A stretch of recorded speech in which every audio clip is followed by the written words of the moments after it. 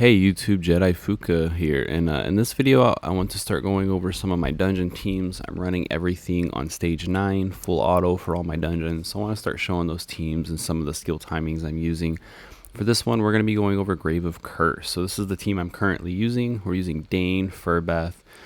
That's our decrease attack, Furbath, Dane, removing those buffs. They're the two main ones, and then Jillian here for an increased defense and 2 DPS units.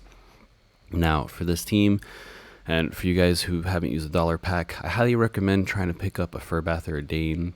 They're very, very good.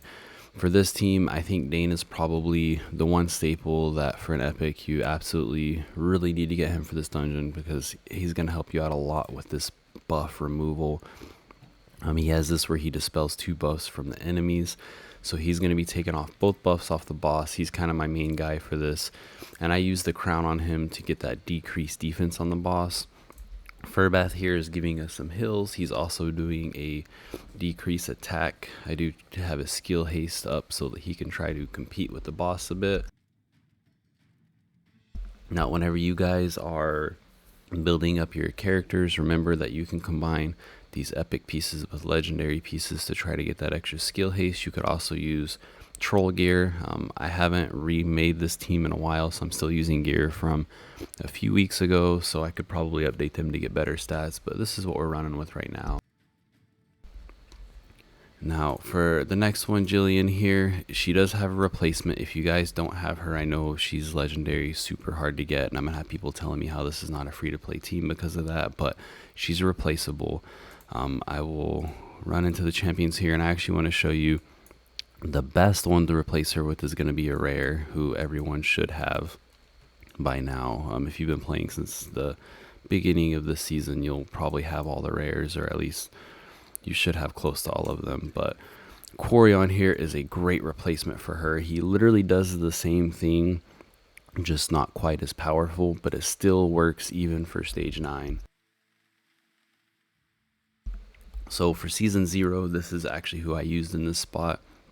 And on here, he gets a defense up and a heal, which is pretty much the same as what Jillian does. She also does a cleanse for 1 debuff on everyone, but it's not needed for this dungeon. So he's doing the same thing that she does and also offering heals. So if you need a defense up and a healer and you're trying to run a Radiant Necro team, definitely pick up Quarion for this. Another good option, if you don't have him, which you probably do, is going to be one that I already have leveled up because I was using her before, and that's Megan here. So Megan, same thing, she's given a defense up to everyone. For her heals, she is doing a recovery over time. That's usually not as good as like a, but it is still very beneficial to the team. So you could replace her with one of those 2 rares, and you're still going to get your defense up. And then your attack champions, you can use whoever you want as long as they synergize. There's after you get your first line set up, you have buffs, someone doing a decreased attack and someone doing increased defense. For your DPS options, you'll have these 2 slots, but if your team is still having a hard time surviving, then what I recommend doing is removing 1 DPS and using another support unit. So if you're having a hard time with your heals and your shields up, you could do like Quarion for his defense up and heal, along with Megan for her defense up and continuous heal. So you can keep defense up all the time and keep your heals moving all the time. And then you could just pick out your strongest DPS unit and get someone in who can do especially single target damage to just milk the boss. For our skill timings, I'll show you guys what I have set up on here. For my defense up, I set her to where she casts this at an 18-second interval. This keeps it to where she casts it close to the same time each round, so we always have our defense up when we need it. You don't really have to pay attention too much to this delay. I actually don't even remember why I did that, but it's working, so I left it alone. The main thing was to get the defense up timed out. For Dane, his is hard to time because once you get into the match, when the boss gets lower than half health, he's going to start cycling his A3 a lot faster. So the way I set it up is where I'm trying to do enough damage to kill the boss before he falls out of sync. And if you're having a hard time with keeping him in sync, you might just have to manual until you get your team to where you can kill the boss fast enough before he falls out of sync. And then for Furbath, his default timing is at that 18 seconds. So I think it's at 18 seconds. So he should be pretty much on time. Yeah, our complete recharge time, we're at 18.13 seconds. So he's a little bit off on the timing with the skill haste we have, and that's with 52 skill haste. So if we had a little bit more skill haste, it would work slightly better, but he is working for our full auto right now. So I'm going to show you guys how my team is running.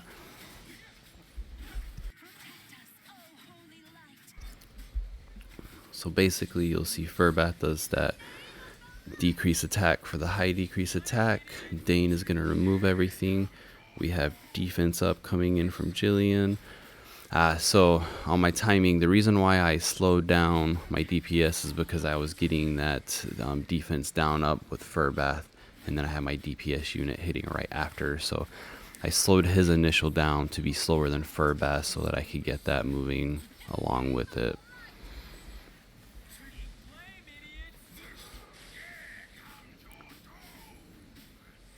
And Furbath doesn't always land that defense down, but when it's up, it does help a lot.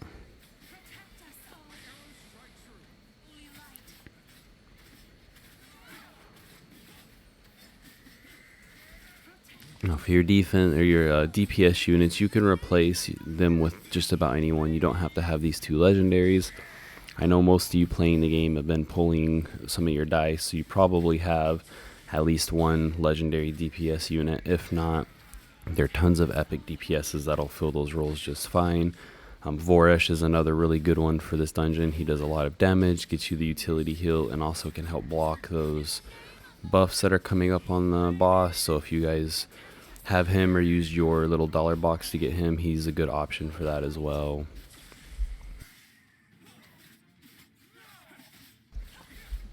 Now once this is done, we'll kind of go over a little bit of the gear so you guys have an idea of what I'm working with as far as gearing goes.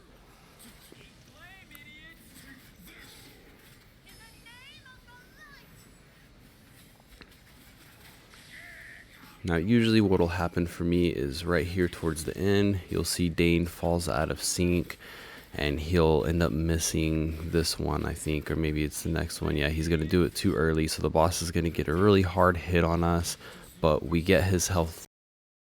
Team is going to be able to tank it and still kill the boss, and then we get that increased defense, so she's offsetting the damage that Dane isn't protecting us from.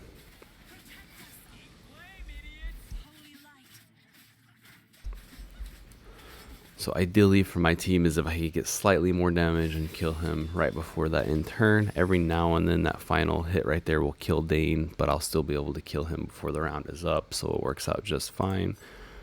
Now coming through so you guys have a little bit of an idea for our stats on here.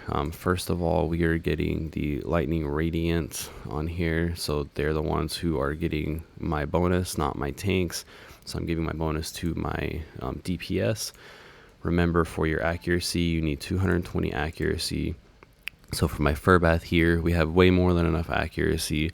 The main thing with him is that I pumped up skill haste. So I looked for, I have accuracy on here. I prefer to actually get one that has skill haste. I just didn't have it. But I got a skill haste on my defense rune right here. I did this set for skill haste and this set for skill haste. Probably what I'll go back and do is switch these for some troll gear because it also offers skill haste. And I'll go in and try to find another skill haste rune right here, and that's going to help my team out a lot. For Dane here, we want to make sure that we had that 220 accuracy minimum. With the crown here, we got it just fine. I still haven't even upgraded his runes to get legendary runes. These ones are not ideal at all. This one I got for the double skill haste, and this one I got for the single skill haste so that I can keep his timing up in general. But if I can get these with some legendary ones with skill haste, it would be even better. I have this gear set just to accuracy up on him, and the other two pieces I would actually benefit more if I got them in sync with something. But this is, like I said, this gear is from a few weeks ago, so I haven't updated it, which also shows you guys that if you've been grinding gear, you probably have sets that are going to match a little bit better than this. But for him, I don't really worry about anything other than I want some accuracy and I want some defense for survivability. The reason why I go for defense in this dungeon is that when the boss hits, if you have high defense, you lose less HP, so he gets less of a shield. So I aim for defense over HP, so that's why his defense is so high. Now for Jillian here, which is going to be the same if you use Corian or any healer, aim for a little bit of skill haste. I'm using troll gear to get that skill haste for her. And then I'm using, this was my best gear for survivability. This gives her enlightenment, which helps her heals. If you're using Corian on someone like that, you could replace this with defense and give them more survivability. And then we're getting HP and enlightenment off of it, which helps her survivability and her heals as well. So if you're running her, this gear set is really good for the substats because she gets that enlightenment, and this one for the skill haste. And definitely use the Mirror of the Living on your healer. It's an amazing artifact if you have it. Now going into our DPS units, all you care about for them is to be pushing up some crit rate, crit damage. So for him, you see we broke the 100% crit rate. For this guy, if you're running someone like him, he actually benefits from crit rate. If we look into his kit, I think it's on here. Yeah, the chances boosted equal to 30% of the hero's crit rate. So the more crit rate he has, the better his A3 skill ends up being. So I always want to keep him at least 100% crit rate. That way I get that 30% bonus for that. And then for my other DPS unit, same thing. We are pushing up the crit rate as much as we can. I got 86%, didn't quite get 100 like I would like. I've been farming lots of attack gear and I'm still just not quite getting the gear I need for my crit rates. But we got 213 crit damage, so this dude is insane for DPS. But like I said, 2 DPS units, you can switch them out for anyone. The main things with your DPS is that crit rate, crit damage. For him, I do have a lot of HP. I would recommend, if you can, to actually balance this out a little bit better, lower the HP and raise the defense, which I probably can do now. When I first made this team, I just didn't have the ability to do that. Same thing for him. I probably go for a little less HP, a little more defense, and that'll keep the shield down a little bit more on the boss. But anyways, guys, that's my team. If you have any questions, drop it in the comments. I'll try to help you guys with designing your teams. Like I said, I highly recommend, if you have that dollar box, to either get Furbath or Dane. Dane, to me, for this dungeon is a must-have epic. Even if you're endgame and you have a bunch of legendaries, he's still very viable for removing the stuff on him. Furbath you can replace with any attack down, any healer. And then Jillian, like I said, you can replace her with Corian. And then for your DPS, either 2 DPS or 1 DPS and another healer to keep your team alive. And you guys should be running Stage 9. And if this is your first season, that'll at least push you up to Stage 8. And hopefully you'll be able to push Stage 9 when next month rolls around. I know it's hard to reach Stage 9. Like I said, Season 0, I never made it into Stage 9. It took me till Season 1 now to get there. But also in Season 0, I never pulled any gold dice, so I didn't have a single legendary. I was running only epics and rares. So if you guys have some legendaries, it should help you push up. That's all I have for the video. Y'all have a good one.